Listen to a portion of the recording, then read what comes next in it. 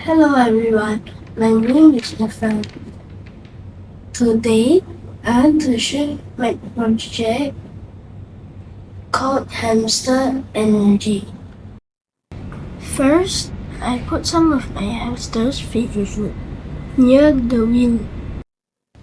When it gets excited, it starts running on the wheel.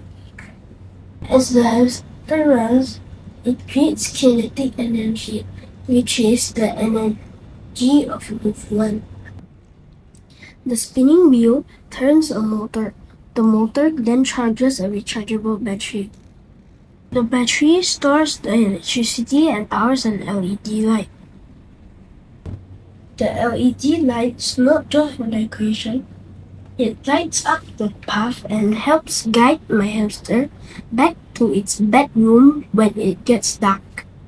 I also need a cozy bed for my hamster. I put some soft blankets inside. So when it gets tired after running, it can have a good rest and recharge its energy. I think it's really cool because my hamster makes its own electricity to light the way home. Thank you for listening.